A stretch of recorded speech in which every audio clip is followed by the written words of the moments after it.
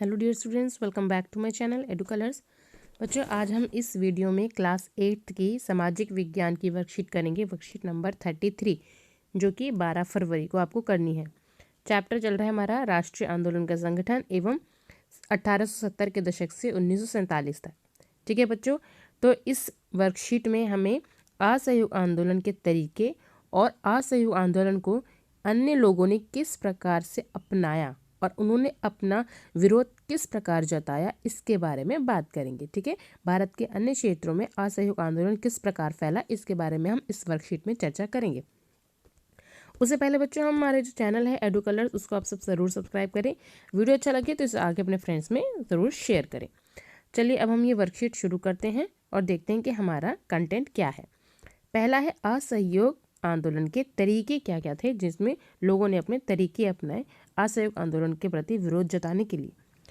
उन्होंने विदेशी कपड़ों की होली जलाई, यानी कि जो विदेशी यानी कि जो यूरोप से जो कपड़े आते थे, इंग्लैंड से जो कपड़े आते थे, उनको भारतीयों ने नकार दिया और उनको जला दिया। फिर उन्होंने विधानमंडलों का बहिष्कार कर दिया। ठीक है, जो विधानमंडल थे एक तरीके से वो सरकार को ये दिखाना चाहते थे कि हम आपकी चीज़ों का बहिष्कार कर रहे हैं, आपसे जुड़ी हर चीज़ों का भारतीय जो है वो बहिष्कार करते हैं और स्वदेशी अपनाते हैं। अंग्रेज़ों द्वारा दी गई उपाधियां वापस लौटा दी गई, यानी कि जैसे कि रविन्द्रनाथ टैगोर जी को नाइटहुड की उपाधि जो है वो अंग्रेज़ों ने दी थी। तो जलियांवाला बाग हत्याकांड की वजह से व्यथित होकर, दुखी होकर रविन्द्रनाथ टैगोर जी ने वो नाइटहुड की उपाधि लौटा दी। फिर हम देखते हैं कि वकीलों ने वकालत छोड़ दी और विद्यार्थियों ने सरकारी स्कूल और कॉलेजों का बहिष्कार कर दिया, अपनी डिग्रियां तक लौटा दी।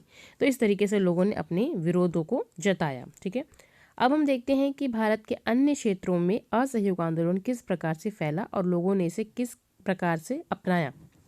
तो हम देखते हैं खेड़ा गुजरात में जो पाटीदार किसान थे, उन्होंने अंग्रेजों द्वारा थोपे गए जो भी भारी लगान था उसके खिलाफ आंदोलन चलाया।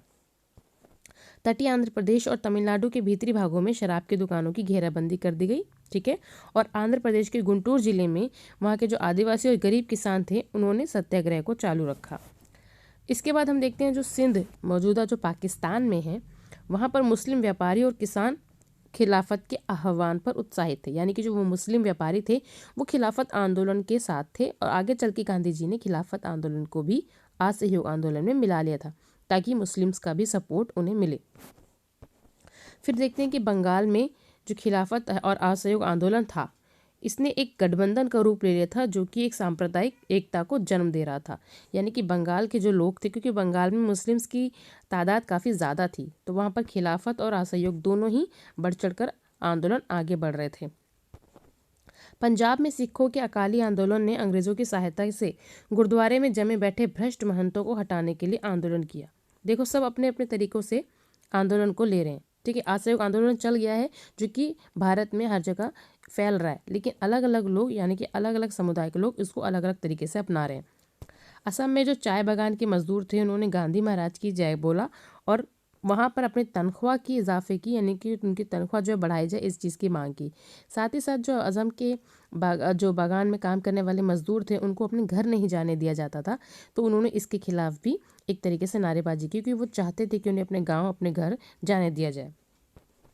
किसानों को लगता था कि जो गांधी जी हैं वो ज़मींदारों के खिलाफ उनके संघर्ष में उनकी मदद करेंगे, इसीलिए खेतीहर मजदूरों को लगता था कि गांधी जी उन्हें ज़मीन वापस दिला देंगे। इस प्रकार हम देखते हैं कि गांधी जी को लोगों ने एक तरीके से भगवान या खुदा या इस तरीके से मसीहा मान लिया था, जो उनकी प्रॉब्लम्स से उनको छुटकारा दिलाएगा। तो इस तरह गांधी जी हालांकि हिंसा के एक तरीके से हिंसा को नहीं मानते थे, वो अहिंसा के पुजारी थे। तो अगर उन्होंने असहयोग आंदोलन 1920 में चालू किया, वो आंदोलन अच्छा खासा चल रहा था, लेकिन 1922 में हम देखते हैं कि उत्तर प्रदेश में एक जगह है चौरी चौरा। ठीक है, चौरी चौरा नामक एक जगह पर एक भीड़ ने एक उग्र रूप ले लिया और एक पुलिस स्टेशन में 22 पुलिसकर्मी को जिंदा जला दिया। इससे वो 22 पुलिसकर्मी जो है वो मारे गए। तो गांधी जी को इस चीज़ से बहुत अफसोस हुआ कि उनकी वजह से, उनके द्वारा चलाए गए आंदोलन से कुछ लोग मर गए। तो इसलिए उन्होंने इस आंदोलन को मतलब एक तरीके से वापस ले लिया, क्योंकि असहयोग आंदोलन क्या हो गया था, हिंसात्मक हो गया था, उग्र रूप धारण कर चुका था। इसलिए उन्होंने इस आंदोलन को वापस ले लिया। कब ले लिया? 1922 में वापस ले लिया।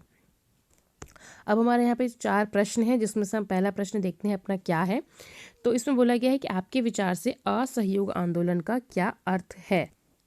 तो बच्चों, असहयोग आंदोलन का अर्थ है कि अंग्रेजों द्वारा प्रस्तावित अन्यायपूर्ण कानूनों और कार्यों के विरोध में देशव्यापी अहिंसक आंदोलन होना। ठीक है, हिंसा नहीं करना। इस आंदोलन में स्पष्ट किया गया है कि स्वराज ही हमारा अंतिम उद्देश्य है।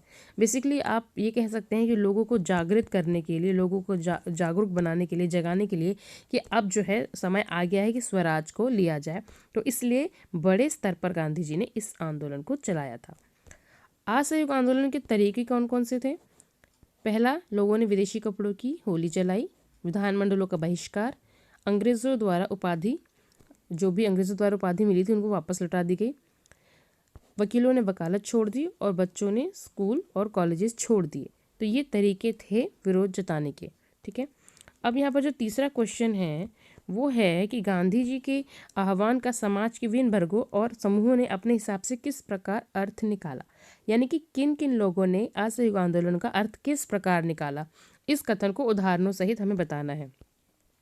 तो बच्चों, जो थर्ड क्वेश्चन का आंसर है वो थोड़ा लंबा हो सकता है, क्योंकि उसमें आप ये सारे जो पॉइंट हैं, ठीक है ना, बंगाल में क्या था, आंध्र प्रदेश में क्या था असहयोग आंदोलन, खेड़ा गुजरात में क्या था, असम में क्या था, पंजाब में क्या था, तो आप इनमें से कोई भी 5 पॉइंट जो हैं वो लिख सकते हैं।